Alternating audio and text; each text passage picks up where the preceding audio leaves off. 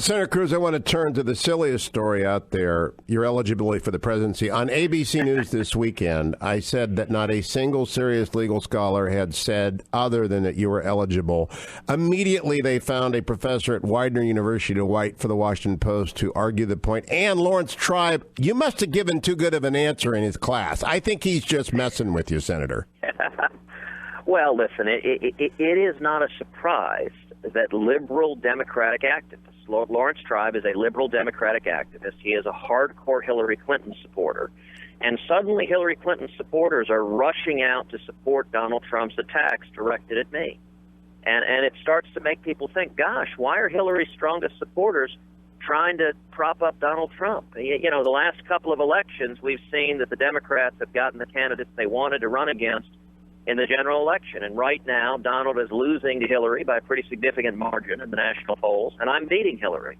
And so we should expect liberal Democrats to continue echoing Donald's attacks. I'm not going to engage in the back and forth and the insults. On the merits, the legal issue is straightforward, that the child of a U.S. citizen born abroad is a natural-born citizen. And the reason these attacks are happening is because other candidates, and especially the Trump campaign, are getting nervous that conservatives are uniting behind our campaign. This campaign is turning more and more into a two-person race between Donald and me, and they don't like the fact that conservatives are coalescing. Evangelicals, libertarians, conservatives are all coalescing behind our campaign. If that keeps happening, if conservatives unite, we win. Now, Senator Cruz, there's only one clever argument. It's not persuasive, but there's only one clever argument about your eligibility. It is that President Kennedy and the Congress of the United States made Winston Churchill an honorary citizen. They did so because he had declared himself a British subject, even though his mother was English. I expect that to show up before long. What's your response going to be when that shows up?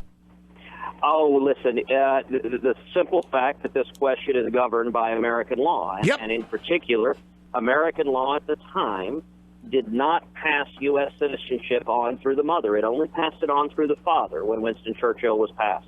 That is not American law today. And so under American law, Churchill was not a citizen at the time. That's why he was made an honorary citizen. Under American law, I was a citizen the instant I was born. My mother was a citizen at birth. She was born in Wilmington, Delaware. And it is the act of being born that made me a U.S. citizen. I've never breathed a breath of air on earth that I wasn't an American citizen. I've never been naturalized. And when American soldiers are abroad and they have children, their children are natural-born citizens. That's why John McCain was a natural-born citizen, even though he was born in Panama. When American missionaries are abroad, their children are natural-born citizens. That's why George Romney, Mitt's dad, was a natural-born citizen, even though he was born in Mexico. And he ran for president in 1968. And likewise, Barry Goldwater, who was born in Arizona before Arizona was a state, was a natural-born citizen because his parents were citizens. And that's American law under the Constitution and under federal statutes, and as a legal matter, that's the end of the matter. It is, and I want to repeat my challenge. There is not one single legal scholar of any reputation or status who has written in a peer-reviewed journal in a serious scholarly way anything other than what Senator Cruz just said. It is a non-issue. I'll ask Reince Priebus about that later.